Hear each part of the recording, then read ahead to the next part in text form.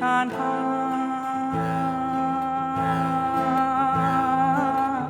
હું તને ચાહું સો એ તકલીફ કહેવાય કે તો એડવાન્ટેજ છે? સો આને કહેવાય ગુજરાતી વાઇબ્સ. યસ એટલે મારે બંને હાથમાં મારે લાડવા જોઈએ છે એટલે કમિંગ સૂન. હે અધાજી રે મારા વાલા મને વઢીને કહેજો રે માને તો મનાવે લેજો રે. નમસ્કાર, પ્રવાસી ગુજરાતી પર્વ 2024માં અત્યારે મારી સાથે હાજર છે એક ખૂબ જ સ્પેશિયલ ગેસ્ટ. જી હા, હાર્દિક ચૌહાણ, ખૂબ જ famous musician. Hardik, welcome to TV9. અરે thank you so much. We are so glad. તમારા વિડીયોઝ એટલા વાયરલ થયા છે, ખાસ કરીને મોરબની ઘાટ કરેની વાત કરીએ કે સપના વિનાની રાત, યસ કે મોટા મોટા કોન્સર્ટ્સ અને પ્રોજેક્ટ્સ તો સૌ કોઈ કરતા હોય, અવોર્ડ્સ તો મળતા હોય, તો તમને એવું લાગે છે this is equally an award for you? એટલે આ માત્ર મારું અચીવમેન્ટ હું ના કહી શકું, આ એ આપણી ભાષાનું છે, આપણા સંગીતનું અચીવમેન્ટ છે. અને વસ્તુ એ છે કે મારી પાસે ત્યાં રિસોર્સિસ છે નહીં, પણ મારા જે કો સિંગર્સ છે, મારું જે આખું ગ્રુપ છે, એકચ્યુઅલી મારું ગ્રુપ હું ના કહી શકું, એ ગ્રુપનો હું પાર્ટ છું, પણ એ લોકોની જે તૈયારી છે, એ લોકોનું જે ડેડિકેશન છે, એ લોકોની જે એનર્જી છે, એ મને મળી રહી છે, એ લોકોનો સપોર્ટ મને મળી રહ્યો છે, અને જેના લીધે આખી આ ઘટના બહાર આવી રહી છે. So it's a team work. So જે તમારો વિડીયો હતો એમાં તમે જ્યારે શૂટ ને બધું કર્યું તો કઈ રીતે પ્લાનિંગ કર્યું? તમને બિલકુલ પણ અંદાજ હતો કે આ રીતનું વાયરલ થઈ જશે વિડીયો? એકચ્યુઅલી એ વિડીયો જે છે એ લાઈવ પરફોર્મન્સ છે, એ લાઈક અલગથી શૂટ નથી કરેલો. It was a part of the performance, it was a part of the concert. અને એ વિડીયો મેં ગાયું અને લાઈવ શૂટ થયું અને પછી એડિટ કરીને પછી અપલોડ કર્યું. અને ઓબ્વિયસલી મારા ધ્યાનમાં એવું હોય નહીં કે આ લોકોને કેવું ગમશે, અને સ્પેશિયલી ગુજરાતમાં આ લોકોને આટલું એવું ગમશે અને પછી લોકો વાયરલ કરી દેશે, કારણ કે એવો ઇન્ટેન્શન તો મારો હતો જ નહીં. મારે જસ્ટ ખાલી એ વિષય, એ કમ્પોઝિશન મારે એક ઓનેસ્ટી અને ઓથેન્ટિસિટી સાથે મારે ખાલી રજૂ કરવાનું હતું. અને રિસોર્સિસ મારી પાસે નથી, એટલે મારી પાસે જે સિંગર્સ છે હું અરેન્જ એ રીતે કરું છું કે જેથી એ લોકોને એટલી તકલીફ ન પડે રિધમમાં અને ભાષામાં, કારણ કે મારા જેટલા બી કો સિંગર્સ છે બધા જર્મન છે. મને એકલાને ગુજરાતી આવડે છે, એ લોકોને બોલતા નથી આવડતું પણ ગાતા આવડે છે, એટલું હું કહી શકું. સો યા એટલે એ બધું કશું મેં વિચાર્યું નહોતું, અને ઇવન ભવિષ્યમાં પણ હું કંઈ પણ ગઈશ તો એવું કોઈ ઇન્ટેન્શન તો મારા દિમાગમાં હશે. તમારા બહુ જ મોટી સંખ્યામાં ફેન ફોલોઅર્સ છે સોશિયલ મીડિયામાં, મેં જોયું છે. પણ જે લોકોને, અમારા વ્યુઅર્સને નહીં ખ્યાલ હોય એ લોકોને જણાવી દઉં કે હાર્દિક બોર્ન એન્ડ બ્રોટઅપ અહીંના છે, ગુજરાતના છે, વડાગામના છે, રાઈટ? વડાગામમાં મારો જન્મ થયો છે અને ભણવાનું મારું અમદાવાદમાં થયું છે. અને ખાસ કરીને તમારી ટ્રેનિંગ જે રીતની થઈ છે, નાનપણથી જ સંગીતમાં તમારી રુચિ રહી હતી. હા, એટલે અને દેટ્સ ઇન યોર બ્લડ, કારણ કે ફેમિલીમાં પણ તમારા ફાધર કે તમારા અંકલ તમને ઇન્સ્પિરેશન મળ્યું છે. તો કઈ રીતે તમારો પહેલો પરફોર્મન્સ ક્યારે થયો હતો? મારું પહેલું પરફોર્મન્સ હતું ઓફિશિયલ, તમે કહી શકો, એ નટરાણીમાં મેં એક પ્લે કર્યું હતું, બાદશાહ રંગીલે. દેટ વોઝ અ મ્યુઝિકલ, અને એની અંદર પપ્પાએ મ્યુઝિક આપ્યું હતું. અને પપ્પા મ્યુઝિક કરતા હતા નાટકમાં, એટલે મને સાથે લઈ જતા હતા કે હાર્દિક તું જો બધું કેમનું કામ ચાલે છે. અને પછી ત્યારથી મને રસ જાગે થિયેટરમાં અને મ્યુઝિકમાં. અને ઇવન કોલેજ દરમિયાન પણ મેં થિયેટર અને મ્યુઝિક કર્યું, પણ સમહાવ પછી મેં વિચાર્યું કે મારે મારું career as a medical engineer બનાવવું છે. એટલે આઈ એમ અ ફૂલ ટાઈમ મેડિકલ એન્જિનિયર, સંગીત હું ફ્રી ટાઈમમાં કરું છું. સો આ કેવું કોમ્બિનેશન છે, મેડિકલ એન્જિનિયર કમ મ્યુઝિશિયન? એકચ્યુઅલી તકલીફ એ છે કે ભણવામાં સારા માર્ક્સ આવતા હતા એટલે હું એન્જિનિયરિંગ એટલે હું એન્જિનિયર બની ગયો. સો એ તકલીફ કહેવાય કે તો એડવાન્ટેજ છે? ના, એટલે મારે કેવું છે કે પેલા બંને બાજુ મારે ફાયદો લેવો છે. સારા માર્ક્સ બંને હાથમાં લાડુ જોઈએ. એક્ઝેક્ટ હું એ જ શબ્દ શોધી રહ્યો હતો એકચ્યુઅલી. એટલે સો આને કહેવાય ગુજરાતી વાઇબ્સ. યસ એટલે મારે બંને હાથમાં મારે લાડવા જોઈએ છે. એટલે જે પ્રકારનું સંગીત મારે કરવું છે એ પ્રકારનું સંગીત હું કરી રહ્યો છું, મને એમાં મજા આવે છે. અને મેડિકલ એન્જિનિયરિંગમાં પણ હું મારું કરિયર બનાવી રહ્યો છું. ત્યાં પણ મારા કલીગ્સ બહુ સારા છે, અને એકચ્યુઅલી એ લોકોને પણ મારું સંગીત ગમે છે અને એ લોકો મને સાંભળે છે. સો ફર્સ્ટ ટાઈમ જ્યારે તમારી ટીમે, ક્વોયરે તમને કહ્યું કે તમારે આ સોંગ ઉપર ટ્રેન કરવાના છે લોકોને, તો how did you take it? Actually એ લોકોને ટ્રેન કરવા છે ને મારા માટે એટલું અઘરું છે નહીં, કારણ કે સુરનું જે નોલેજ જે છે એ લોકોનું એ બહુ જ સરસ છે. કારણ કે ત્યાંનું કલ્ચર છે, ક્વાયર કલ્ચર આપણા ત્યાં નથી, પણ ત્યાં બહુ જ ડેવલપ અને આમ વહેંચાયેલું છે. નાનપણથી લોકો ક્વાયરની અંદર ગાતા હોય છે. તો મારા માટે એ લોકોને શીખવાડવું અઘરું નહોતું, પણ શબ્દો વસ્તુ એવી છે ને કે એ લોકોને ગુજરાતી આવડતું નથી, અને આપણી ગુજરાતી લિપિ આખી અલગ છે અને જર્મન ભાષા આખી અલગ છે. એટલે એવું પણ નથી કે આપણે ખાલી લખીને એ લોકોને બતાવીએ અને એ લોકો વાંચી લે, એવું પણ નથી. પણ અમે એનો વચ્ચેનો એક રસ્તો કાઢી લીધો, અને રિધમ વસ્તુ એવી છે કે જ્યાં મારે એમને થોડું વધારે ફોકસ કરાવડાવવું પડે, કારણ કે આપણી જે રિધમ છે, આપણા જે ફોકનું જે રિધમ છે, ત્યાં તમને જોવા નથી મળતી. પણ તમે જે અરેન્જમેન્ટ કાં તો પછી જે કમ્પોઝિશન મેં ગાયા છે, તો એની અંદર તમે એક વસ્તુ નોટિસ કરી હશે કે it's a combination of flow and rhythm. Correct. તો જે રિધમ પાર્ટ છે એ ગુજરાતનો છે, અને ફ્લો પાર્ટ છે એ વેસ્ટર્ન ક્લાસિકલનો છે.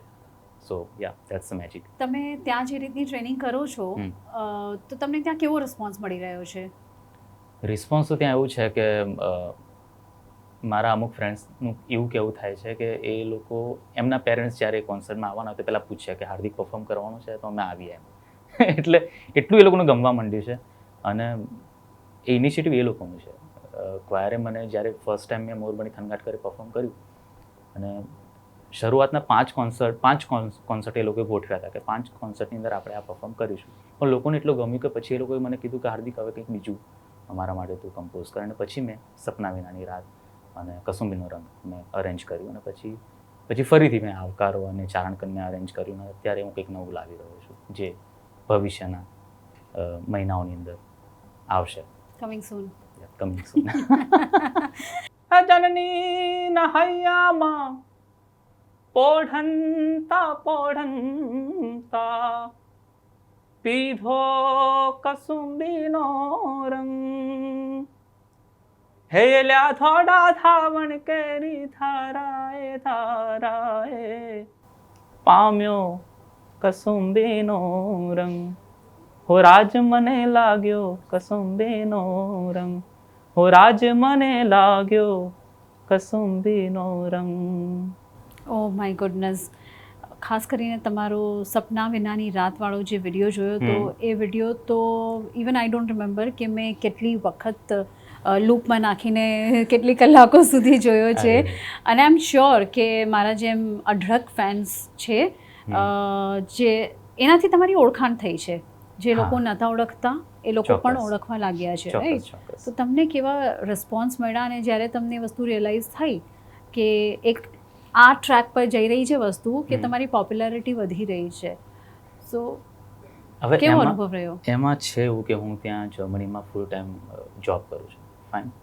ક્વાયરની સાથે જેટલા બી કોન્સર્ટ થતા હોય છે એ મારું ફ્રી ટાઈમનું કામ છે. મને એટલી ખબર પડે છે કે અહીંયા લોકોને ગમે છે, લોકો શેર કરી રહ્યા છે, વાયરલ થઈ રહ્યું છે આ મ્યુઝિક. પણ મારું ત્યાંનું જે રૂટીન છે ને એમાં કંઈ ફેર નથી પડતો. સવારે ઉઠીને મારે તૈયાર થઈને કામે જવાનું, સાંજે આવીને રિહર્સલમાં જવાનું, કાં તો કોઈ બીજી સોશિયલ એક્ટિવિટી હોય, બીજી કોઈ હોબી હોય, બસ એ જ રૂટીન છે. એટલે ત્યાં મને કશું જ નથી થયું. પણ હા, એટલું કહી શકું કે મારા સંગીતને, કાં તો અમારા સંગીતને હું કહીશ, કારણ કે ઇટ્સ અ ટીમ વર્ક, કે અમારા સંગીતને, અમારા એફર્ટ્સને રેકોગ્નિશન મળી રહ્યું છે. ભલે તમારા રૂટીનમાં કોઈ ફેર નથી પડ્યું, પણ દિલ અને દિમાગમાં એ વસ્તુ આવે ને કે વધારે મોટિવેટ કરે, વધારે તમને ઇન્સ્પાયર કરે કે લોકો આટલું અપ્રિશિએટ કરી રહ્યા છે, તો હજી કંઈક સારું આવું નિત નવું કરતું રહેવાનું. એ એટલું બધું વિચારતો નથી, ઓનેસ્ટલી કહું તો. કારણ કે ઇવન જ્યારે હું સપના વિનાની રાત મેં અરેન્જ કર્યું, વાત કરી લો આપણે મોરબણી થનગાટ કર, એ અરેન્જ કર્યું મેં ત્યારે વિચાર્યું નહોતું કે હવે મારે સપના વિનાની રાત કરવું છે. ઇટ્સ એ સમય આવે, બધું મારી પાસે આવી જાય છે, અને પછી as and when it comes. હા, એમાં કશું ગોઠવવાનું ઇઝી ગોઈંગ એકદમ. હા. અને ઇવન આવકારો મેં જ્યારે સાંભળ્યું, તો આવકારોની સ્ટોરી એવી રીતની છે કે હું જ્યારે ઇન્ડિયામાં હતું ત્યારે મેં આ ગીત મેં સાંભળ્યું જ નહોતું. હું જર્મનીમાં કિચનમાં રસોઈ કરતો હતો અને મને એ ગીત યુટ્યુબમાં સંભળાવ્યું. મને થયું કે આ કંઈક ઇન્ટરેસ્ટિંગ છે.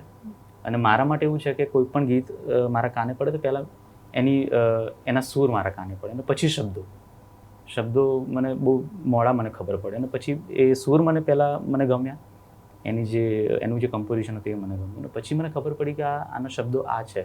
અને પછી જ્યારે મેં શબ્દો જોયા ત્યારે મને થયું કે આ તો આપણા ગુજરાતની ફિલોસોફી છે. જે આપણે વાટકી વ્યવહારની વાત કરીએ, કાં તો પછી આપણે મહેમાન ગતિની વાત કરીએ, એ તમને ફિલોસોફી એ ગીતની અંદર દેખાશે. અને પછી મેં નક્કી કર્યું કે હવે મારે આની સાથે કામ કરવું છે. વાવ. અને એ દુલાભાઈ કાગ આવે છે સૌરાષ્ટ્રમાંથી અને મેઘાણી પણ આવે છે એ જ રિજિયનમાંથી. અને પછી મેં નક્કી કર્યું કે આવકારો અને ચારણ કન્યા એને હું મિક્સ કરીને ધ સાઉન્ડ ઓફ સોરઠ જે અમે પછી પરફોર્મ કર્યું.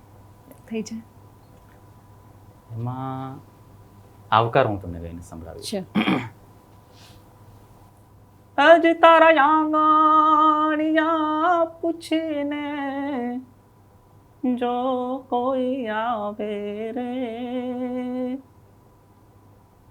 આવકારો મીઠો આપજે ઓજી.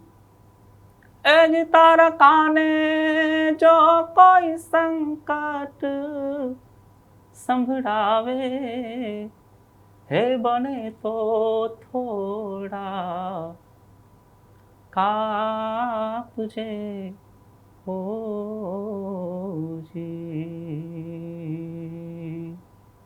My goodness. જે ઓથેન્ટિસિટી કે જે ઓળખ હોય છે આપણા ગુજરાતીઓની, કે જે સાંભળીને એવું લાગે બસ સાંભળતા જ રહીએ. It tax you to a completely different world. હાલ અમદાવાદમાં છો તમે, તો તમને એવું લાગે કે એ વસ્તુ આજે પણ જીવંત છે અહીંના લોકોમાં? આઈ થિંક સમહાઉ છે જ. ભલે એક નાના ભાગરૂપે પણ ક્યાંક રજૂ થતી હોય તો એ મોર દેન ઇનફ ફોર મી. કારણ કે જરૂરી નથી કે દરેક વસ્તુ બહુ જ મોટા પ્રમાણમાં બહુ જ મોટા સ્કેલમાં લોકો સુધી પહોંચવી જોઈએ. એક નાની સ્ટોરી તરીકે કાં તો પછી એક નાની જગ્યાએ કોઈ ગીત ગવાતું હોય ઇનફ છે. કારણ કે કળા એવી વસ્તુ છે કાં તો પછી સંસ્કૃતિ એવી વસ્તુ છે કે એ ખાલી એક પેઢીથી બીજી પેઢી સુધી પહોંચવી જોઈએ. જરૂરી નથી કે બધા લોકોને ખબર પડવી જોઈએ. અને અત્યાર સુધી થતું જ આવ્યું છે. અધરવાઇઝ મને ખબર ના પડતી હોય કે આ ગીત શું છે, આ કમ્પોઝિશન શું છે. મારા સુધી પહોંચ્યું છે તો મારાથી હવે કોઈ બીજા સુધી પણ પહોંચશે જ.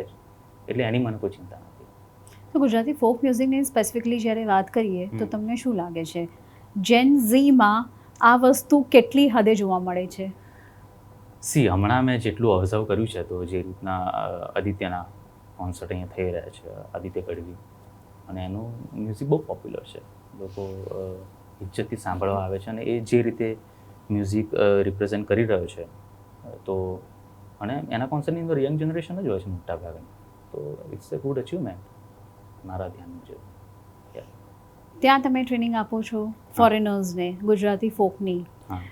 અહીંના લોકો માટે કે અહીંની નેક્સ્ટ જન માટે તમે શું કહેવા માંગો છો, કે એની particular advice would you like to give કે ગુજરાતી ફોક ને જાળવી રાખવા માટે, એની રૂટ્સ જાળવી રાખવા માટે? પહેલાં તો તમે સાંભળો. જરૂરી નથી કે તમારે જેવું સાંભળો તરત જ ગાવા માંડો. કારણ કે એક પ્રોસેસ હોય છે.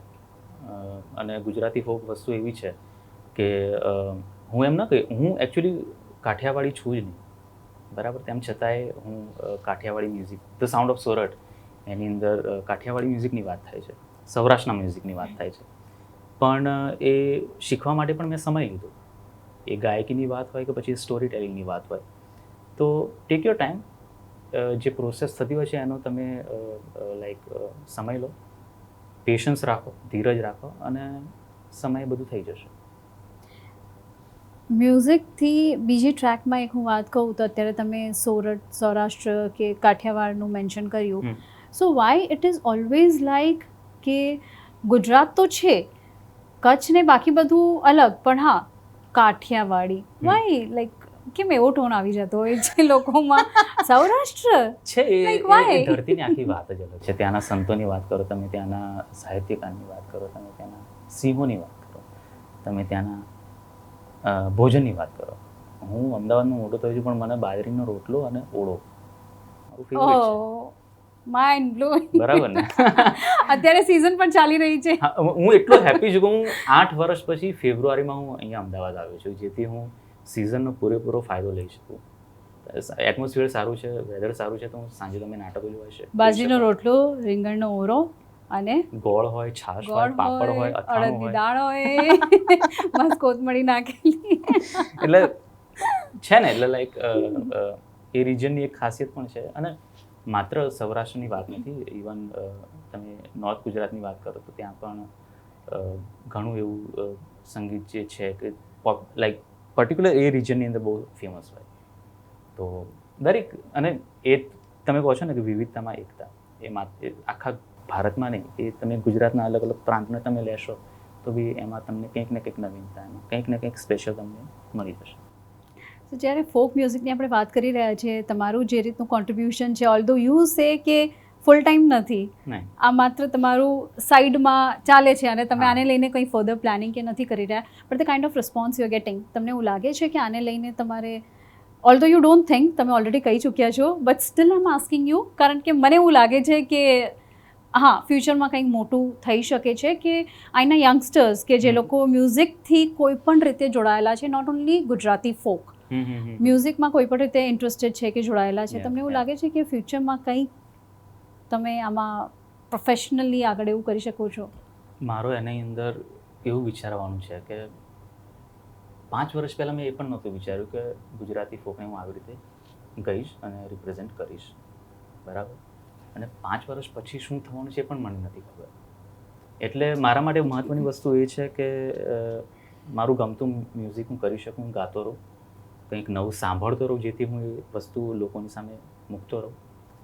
એ જ મારા માટે મહત્ત્વનું છે. બાકી લાઈક હું એ પેલા હોય છે ને કે લોંગ ટાઈમ ગોલ્સ, એમાં હું એટલું બધું નથી માનતો, કારણ કે પછી લોંગ ટાઈમ ગોલ્સની અંદર પછી તમે જે નાની નાની મુવમેન્ટ્સ હોય ને એ તમે મિસ કરી દો છો, અને મારા માટે એ નાની નાની મુવમેન્ટ્સ વધારે મહત્ત્વની છે. અને હું અત્યારે લઈ રહ્યો છું, એ એન્જોય કરી રહ્યો છું. જે પરફોર્મ હું જ્યારે કરું છું જર્મનીની અંદર, માત્ર પરફોર્મન્સ નહીં, એની આખી જે પ્રોસેસ હોય છે, જ્યારે હું અરેન્જ કરું, કમ્પોઝ કરું, પછી હું એ લોકોને સંભળાવું પહેલી વખત, પછી રિહર્સલ્સ થતા હોય, એ પોર્શન એવો છે કે જ્યાં મને એમ થાય છે કે હું સખત ક્યુરિયસ હોઉં છું, સખત નર્વસ હોઉં છું, અને મને એમાંથી ઘણું બધું શીખવા મળે છે. એક કહી શકાય ને, એક સંસ્કૃતિનું આદાન પ્રદાન છે, એમની પાસેથી હું કંઈક શીખી રહ્યો છું અને મારી પાસેથી લોકો કંઈક શીખી રહ્યા છે, અને એ મહત્ત્વનું છે. ગુજરાતી થાળી કેવી હોય ને, એમાં બહુ બધી અલગ અલગ જાત જાતની વાનગીઓ હોય, સ્વીટ્સ હોય, ખાટું મીઠું તીખું બધું જ હોય એક સાથે. એક્ઝેક્ટલી. તો એ રીતનું ફ્લેવર અલગ અલગ છે. અને ખાસ એમાં જો વાત કરીએ કે તમારું સૌથી પસંદીદા સોંગ કયું, તો સૌથી પહેલાં કયું આવે તમારા માઇન્ડમાં? ફિલહાલ તો એવું છે કે આવકારો મને એટલું ટચ કરી ગયું, અને મને વિશ્વાસ નથી થતો કે આ ગીત આટલા વર્ષો પછી મેં કેવી રીતે સાંભળ્યું પહેલાં, કે કેમ નહીં.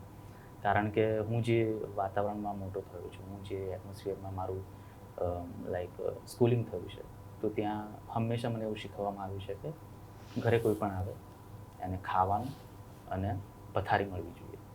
તમે પછી પૂછવાનું નહીં કે બનાવું તમારા માટે ખાવાનું, ના ના ના ના, હવે સાંજે કોઈ આવ્યું હોય તો પછી ખાવાનો ટાઈમ હોય તો પછી તમારે બનાવીને આપી દેવાનું, fine.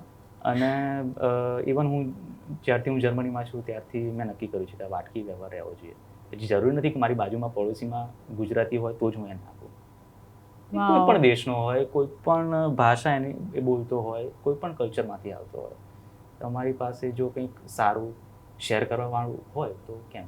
Vav, this is beautiful કે it's not only folk music, Gujarati folk નથી માત્ર જેને તમે આગળ કેરી કરી રહ્યા છો કે ફોરેનર્સને શીખવાડી રહ્યા છો, ગુજરાતી કલ્ચર પણ, અને ન માત્ર ગુજરાતીઓમાં પણ ત્યાંના રેસિડેન્ટ્સમાં પણ તમે એને સ્પ્રેડ કરી રહ્યા છો on a very very positive note. એ તો છે જ, પણ મને અચાનક જ એક વસ્તુ યાદ આવી કે હું જ્યારે સ્કૂલમાં હતો ત્યારે એક વાર્તા આવતી હતી કે પર્શિયાથી અમુક લોકો માઇગ્રેટ કરીને અહીંયા આવ્યા હતા, અને પછી પેલું દૂધમાં સાકર ભળી જાય, એ આખી સ્ટોરી એક્ઝેક્ટલી હું અત્યારે નહીં કહું, પણ છે ને કે લાઈક તમે એ સમયે લોકો એવું કહ્યું હતું કે જેમ દૂધમાં સાકર ભળી જાય છે એ રીતે એ લોકો ભળી જાય છે. એક્ઝેક્ટલી. અને ઇવન તમે વર્લ્ડ વોર 2 ની વાત કરો તો એ વખતે પણ ત્યાંથી જ્યુસ આવ્યા હતા અહીંયા, અને જામનગરના જે રાજા હતા એમને આશરો આપ્યો અને એમને શિક્ષણ આપ્યું અને બધી વ્યવસ્થા કરી આપી. કરેક્ટ. તો એ આપણા કલ્ચરમાં છે.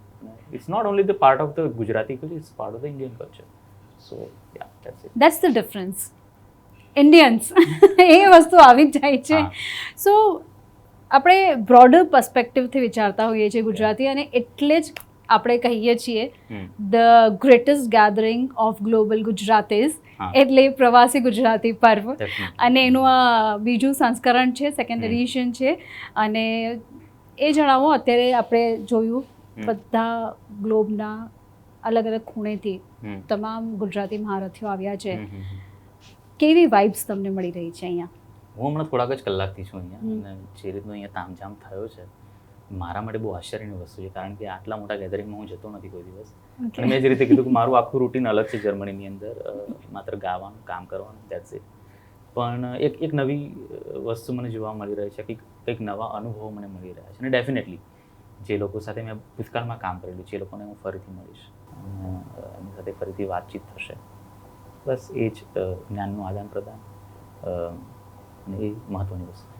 સો મિત્રો, હાર્દિકે જે રીતે મેન્શન કર્યું કે આટલી મોટી ગેધરિંગમાં જતા નથી, મ્યુઝિકને લઈને કંઈ બહુ વધારે એમની પ્લાનિંગ હોતી નથી. જેમ જેમ એમને તક મળે છે કે જેમ વિચારો આવે છે એ રીતે પ્રોસીડ કરતા હોય છે. તો આવી જે હસ્તી છે, આવા કલાકારો છે, દુનિયાના ખૂણે ખૂણેથી આજે પ્રવાસી ગુજરાતી પર્વમાં પહોંચ્યા છે અને પોતાની કળા, પોતાની પ્રતિભા અહીં બતાવી રહ્યા છે અને વધુથી વધુ લોકો સુધી આ પહોંચે તેના માટે તમામ ઇનિશિયેટિવ્સ પણ એ લોકો લઈ રહ્યા છે. સો હાર્દિક, ખૂબ ખૂબ આભાર અમારી સાથે અત્યારે TV9 સાથે આ મંચ પર જોડાવા બદલ, અને we wish you all the very best for your future. Thank you. Thank you so much. Thank you.